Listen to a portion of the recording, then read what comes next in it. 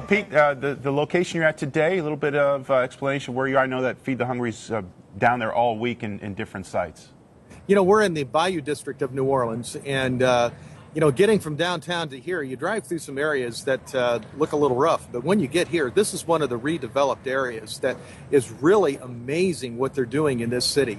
The city is alive, it's vibrant. It's not just the Final Four and tourists that are here, but things are happening here that are very, very exciting. We're in an area called, I think it's called Columbia Park Business Center, and Samaritan's Feet is here. They're going to be doing a distribution of shoes to people who can't afford a decent pair of shoes, and Feed the Hungry, as you know, is passing out about 300 boxes of family packs every day, and we're going to actually pass out 800 tomorrow. And Stephen, you're going to be down here later on today and be a part of that distribution tomorrow. Pete, it's been 5.5 years since Katrina, and yet obviously there's still a lot of work to be done, or else Feed the Hungry wouldn't be down there. As you see it from there on the ground, what is the need there in New Orleans like? You know, economic development is the same story here everywhere, Chuck, and New Orleans is no different. Dr. Summerall, my dad, Drew's grandfather, was born here in 1913. It was a poor city then, and you still have the same challenges today that I think that they faced back in 1913, where you've got the wealthy who are doing very good, and you've got the unwealthy who are not doing very good. And there's a big gap in between. The middle class really is kind of a forgotten area, just like it is in a lot of areas. And so, you know, economic development is very important. There are, you know, are great things happening in the city. There's a lot of construction going on. There's a lot of people who are doing some wonderful things. You know, Brad Pitt, for instance, and working with, you know, some redevelopment areas. And, you know, the lower 9th Ward, which really got destroyed and completely wiped out and is being rebuilt. So there are some great things happening, but at the same time, there is some huge needs and some people who really need a lot of help. Well, Pete, that's what I wanted to ask you about the lower 9th Ward. What is the attitude of the people there? Because I'd imagine that Feed the Hungry really ministers to people in that area. What's the attitude like? You know, Valerie, I don't know for sure, but my sense is that there's a lot of desperation of people who are saying, okay, it's been 5 years, where's the help? And a lot of money's been poured into the city. A lot of things, good things have happened, but at the same time, there's a group of people who frankly have not been helped. Population-wise, the city is close to where it was pre-hurricane. There's more restaurants open today than there was pre-hurricane. There's more hotel rooms than there was pre-hurricane. And so, you know, elements of the city are doing very well, but there's other parts of the city that frankly have got some major challenges. They're going through some challenges still with the police department and with the school system and things like that. And so I believe they've got a great system in place right now that can make a difference, and this city can see a huge turnaround, and it's already, I think, turned a great corner. Last night, I guess, down in New Orleans, and he joins us now. That's Fth Ncaa, who is down in New Orleans for the Final Four for basketball, but also representing Feed the Hungry. And Stephen, welcome in on a Friday morning to Harvest. What's going on down there? Thank you so much, Chuck. We are at the Martin Luther King Jr. Charter School in the lower 9th Ward of New Orleans. And if people remember from the days of Katrina, the lower 9th Ward was the area that was severely affected by the floodwaters once the levees broke. And there was a lot of question of would people ever come back to the lower 9th and repopulate it and rebuild it. Well, Stephen, tell me, what does the lower 9th Ward look like today? I know that it was, as you said, it was damaged by Hurricane Katrina, but I've wondered, what does it look like, and are you seeing progress there? Yes, actually, this school, Martin Luther King Jr. Charter School, was a shelter, and the people were told to come here for, you know, protection. The water started coming into the first floor. They wound up going to the second floor. They started going up to the second floor. They wound up going onto the rooftop. And up on the upper levels there, folks were writing their goodbye notes on the walls. Wow. Well, this whole school has been rebuilt, and it's a beautiful, beautiful facility serving the children here of this community.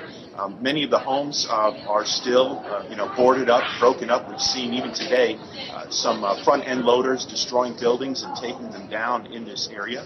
But there is some rebuilding going on. In fact, Brad Pitt's development is just up the street from here. Beautiful development where folks are thriving.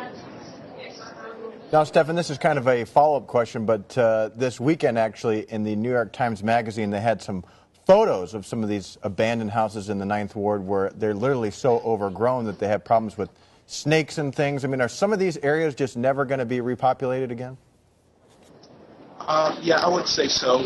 That is probably the case. Many of the people that lived down here, these homes have been in their care for generations, and so there's no mortgages. And without mortgages, there's no insurance. Whether that would help or not, I'm not sure. But there are large swaths of development down here which will probably never be repopulated again. But the area in general, there's a sense of newness and a sense of revitalization. They've got street signs coming in the lower Ninth Ward that say, live life, live the ninth. And so there's been a concerted, focused effort to, make things good down here. And folks that we've met so far this morning, we're expecting to see about 800 or so people today come through the distribution center for the NCAA Community Days. I think we're going to have some good stories to tell. Well, Stephen, talk about the tie-in with the Final Four, because this is not the first year that Feed the Hungry has done this. Yeah, this is actually our second year, Chuck, and we've been privileged to work with the NCAA for the Final Four tournament. They have what's called Community Days, and all throughout this week leading up to the Final Four, which is on Saturday, hitting different parts of the town where they bring the big dance, so to speak, to kind of reach out and meet the people in the community and provide some help and hope. And we work in partnership with Samaritan's Feet, great organization, longtime friends. They're doing shoe distributions and the John 13 thing of washing people's feet as they come on through and sharing the gospel. And we're blessing folks with a family food box on their way out. Well, Stephen, Drew was telling me on the show yesterday, that you'll receive a $10,000 check from the NCAA. Is that correct? That was last year. This year, we haven't quite found out what that's going to be. So we'll find that out a little bit later on, actually. It's about 1:30 today, and hopefully, it'll be just as good news. But the partnership is great, and the opportunity to come and connect with the people of the community is excellent. New Orleans has been a great supporter of Feed the Hungry over the years. We've been a great supporter of New Orleans through some of their tough times as well. And we just look forward to the opportunity to connect with people and let them know about God's love today. Inside each of our food boxes is a book by Dr. Lester Sumrall, Roadmap to Life, which shares a little bit about the gospel and about the fact that God's got a plan for our lives, and that if we follow His principles and follow Him closely, life can be an exciting adventure. Now, Stephen, you mentioned that you're handing out food boxes. What exactly are in those food boxes besides the literature there? I'm assuming it's not the same, rice, say, that we may send to the Horn of Africa. No, it's more commercially packaged for U.S. retail market, but rice and beans is a big thing down here. We've got also some Quaker products donated by the Quaker Company.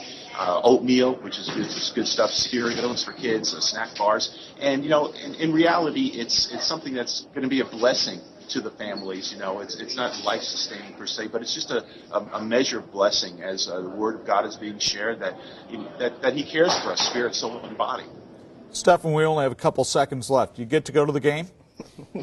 No. We are getting tickets. We have gotten tickets last year and this year, but we've taken those tickets to help out and be good neighbors to the partners of Feed the Hungry. So we've got a few of our partners that are down here in the New Orleans area that will be enjoying both the tournament and the national championship on Monday night. This is why I'm not in charge of Feed the Hungry. Thanks a lot, Stephen. We appreciate you joining us live via Skype from New Orleans. Well, we still have a lot to cover in this edition of Harvest.